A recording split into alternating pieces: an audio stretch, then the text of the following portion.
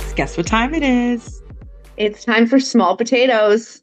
Where we give you a naughty tease of our latest Patreon episode. Be sure to subscribe. Links are in the description. And I don't know how it's taken us 4 seasons to get here because look, we Yeah. talk about all sides of sex work and it's vast and there's a lot of different nuances. But today we're Mm. going to jump into the luxurious side, the glamorous side.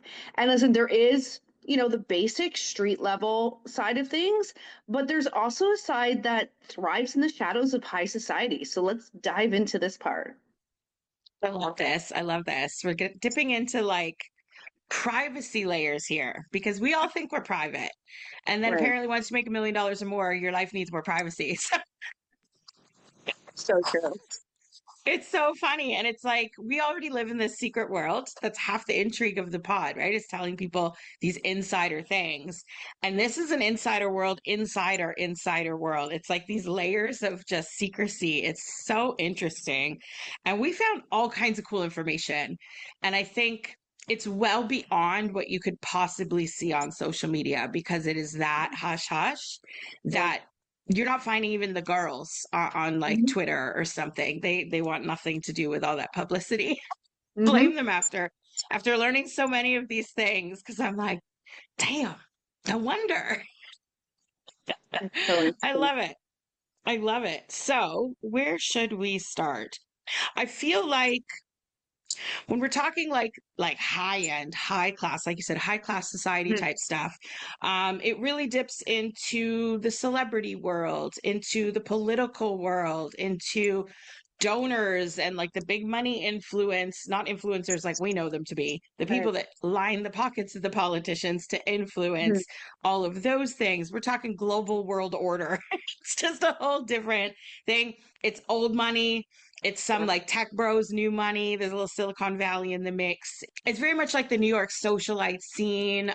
There's a big scene like that across Europe as well, and different destinations. It's a lot of airplanes and a lot of boats.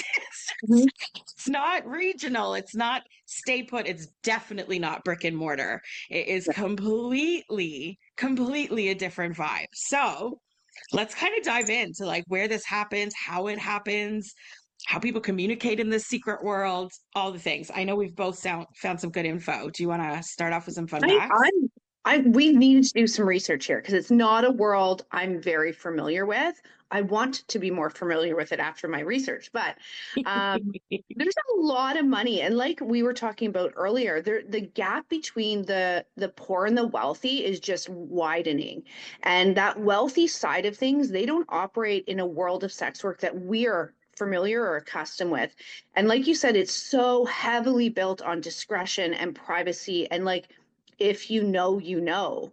It's Mm. really fascinating to me. It is, right? Because listen, you think rich people, you think flashy, you think in your face, and Yeah. yet this is completely not. And hmm yet, by the sounds of some of these events and parties and stuff, the events themselves are flashy.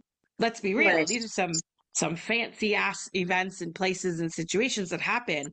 But listen, we can look in history at any big like outing, like when people are outed or a little black book makes its way into the news or a madam is found out or something, it can really leak and a bunch of information could spill out. But I think the way they operate is in the sense to avoid and limit those situations as much as possible. As much hmm as we would like our world hates doxing and being outed and stuff, this is this is next level. This is Yeah, NDAs this and is different like, things, yeah, right? that's what I was gonna say. And you know what I Yeah, it's wonder? interesting. Why is there so many? Because there's quite a few historical madams, and we're going to talk about a couple of them. But why are they all madams? I mean, I love it. I'm here for it, feminism. But it's a lot of women running the show in these big elite agencies that they're dealing with, like celebrities and diplomats and executives. And I find it really interesting that they're females. Well, I feel like to get a straight answer, you'd probably have to ask all of them individually. But if I hmm go off my assumptions alone, it seems to me like the men ended up more in the glamorized, pimpy situations, like your Right. Hugh Hefners, your Larry Flints, like those kind of. What's the guy's name that owns the Bunny Ranch or did own the Bunny Ranch, the bald guy? Like they end up these big, Mhm. like in your face like sex work. kingpins. Yeah. Yeah, that kind of vibe. And whereas the with the women, I don't think any of these women, again, you'd have to ask them, but I don't think they endeavored to become New York City's elites, Right. whatever of like the go-to for the girls. I think it's a matter of the way women can communicate. And I think it's easier to go to a woman as a guy if you Hmm. know she's in the know already of those kind of things. Look how easily people come to us for recommendation. Right. Like even more so with the pod, we get questions about do you know someone in Germany? I'm going heading off to Calgary. Do you know someone? As if we're this like yellow pages of all sex workers. And yeah, we have a lot of contacts in a lot of places, but that doesn't mean we know everybody. But Right. once you get into this mix where you know everybody, Hmm. especially in these socialite circles where you literally have to know everybody because they're you're in for everything. I know a guy, I know a guy. Yeah. I just think it makes sense that a woman would be the go-to know a guy Yep. for this kind of stuff, and her matchmaker abilities, her secretarial skills. Like there's kind of the like boring side of it to be this matchmaker person instead of running an agency and things like that. I don't know if that's correct, but to me that's where Yeah. my assumption kind of goes. I um feel my and assumption's a women bit would be discreet about it. It's like got that, yeah. a sexiness, Mhm. like I'd rather talk to a hot babe about it. I think so too. I think for a man, and this is again an assumption, but I think there's a safety with a woman that Yes. maybe she cares more about the girls. And again, this may not be true, but when it comes to men, I think it comes across more pimp-like than Yeah. agency owner. Yeah, it's interesting that that applies across all price ranges of sex work, though, Yeah. because that's exactly the same as the lowest end to the highest end. It's interesting, and that's actually one of the points I have here. Is as much as the price points might get higher and higher with these fancier things, there is still no elimination or lessening of the risks. You can Right. still be raped, abused, robbed, stolen, dropped off, passports taken, Hmm. kidnapped, trafficked, all the things, and you can even try and do as many safety measures as you can think possible, or as that you learn from your associates and coworkers, and all those protective measures. But when you're talking global, Hmm. the laws are different everywhere you go. And based on some of these like places, it doesn't matter how conservative or how liberal the place. Like you could be in the most strict of Muslim countries or the most liberal part of Australia, and is it any less happening? It's Right. still more illegal, but is it let no, it just probably costs more money to execute. Like it literally the wealthy, the laws don't apply kind of Hmm. category. And that fascinates me too, because technically, if we're gonna get like law technical or like enforcement technical, this could technically be a lot of trafficking, because Right. if I'm flying someone from Canada to Dubai to be my companion for the week, Hmm. am I not? I'm crossing international lines. I'm crossing Right. borders. I'm flying her to me. Like Yeah. it's gray area, and yet when we're talking that level of money, there's no fucking gray area. Like Diddy Hmm. didn't have gray area. The gray area is now, but it certainly wasn't during the heydays of those parties, the Playboy Mansion parties. Like that brought in people worldwide into one location. It gets a little legally messy. Hmm. And that's what surprises me about the dawn of paperwork, because what? Right.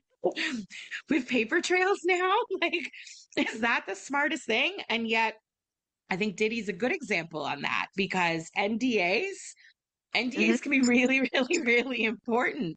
And Yeah. yet, this level of sex work isn't really like your sugar baby, sugar daddy type Yeah. situation. This isn't men that are paying your rent. This is probably men that don't want to even have like an arrangement like that. This is contracts.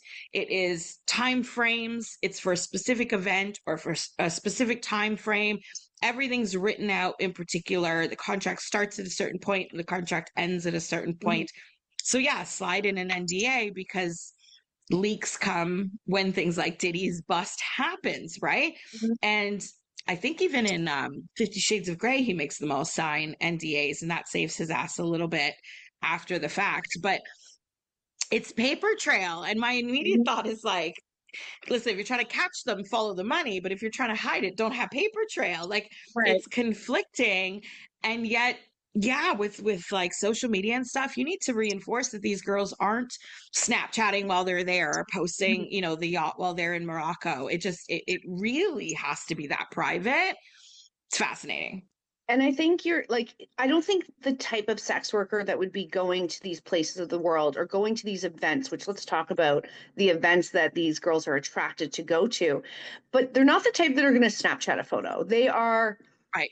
They are higher class in many respects. And I think you even told me oftentimes there's a need or a desire for them to have a certain level of education, to have Yes. a way of carrying themselves, a class, the way they dress. All of those things are extremely important. And I think to a lot of sex workers, because if I were in the industry right now, I would think, how do I get to this level? And like, but you have to know where to be. And there's a lot of places to be, but it's such a different world. Well, I think that's a good tie into this short video that we want to show Right, because how do you get from regular to fancy? How do right. you enter this high class secret society? And I'm not entirely sure if it's like I just set a goal for myself and therefore I get there. Mhm. And there's also completely green newbies that stumble into sex work in the most indiscriminate and commonplace kind of ways. And the girl in this video, she's new to some of this and she just kind of ends up in this situation for a Yeah. lot of money. It's going to be a fascinating one. I think people will learn a Well, lot from this. Hold your hats while you watch this one, guys. It's intense. and it's not just, I mean, there's definitely a lot of money here, but it's a little, outside the box what the services are. So that's part of what's Hmm. going to come along with it as well. But anyways, let's watch it. It is from Facebook, from It's On Site TV. Girl, do you want me to tell you them Dubai stories? What? So I had like a stripper friend. She will always go to Dubai.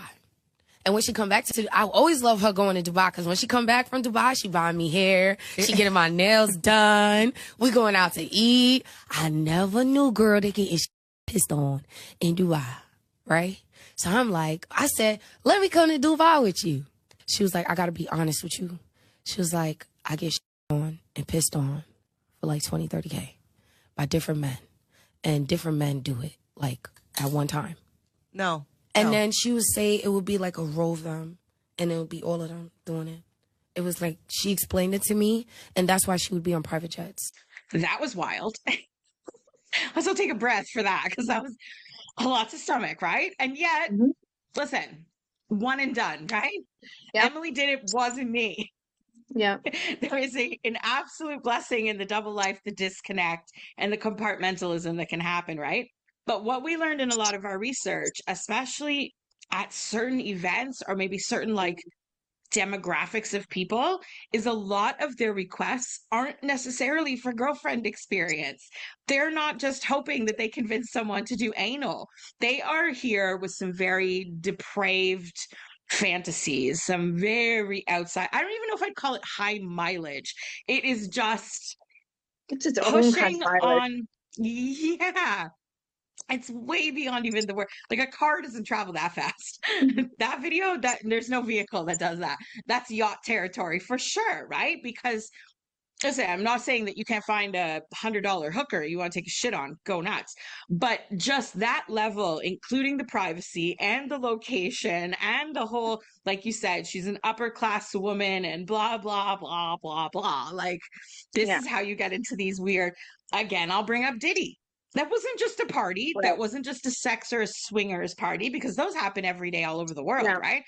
That was he's going to pay and he hired a lot of sex workers and Hmm. most of it was depraved acts. It was rape scenes and non-consensual consensual play and breaking someone's gay virginity and like all these kind of things. There's a lot Right. of toilet water sports and all the things happening too.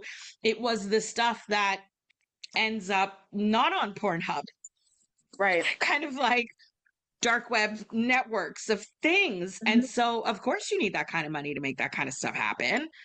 Yeah. It's just to me shocking where some of it happens because we're talking some of the fanciest events Yes. in the globe. Yeah. And they're like, after hours, I'm going to get 6 people to take a dump on you. crazy. It is crazy. So funny. Listen, you're paying to play. Play away. I don't judge you. Absolutely. It's your dime, your dollar, and like Yeah. your ideas. So cool. Mhm. And there's someone for everyone, right? So there's a sex worker for everyone too. So I have this awesome list that I found and kind of put together Okay. of the top kind of places that we're talking about. And I think once people hear them, they'll go, oh,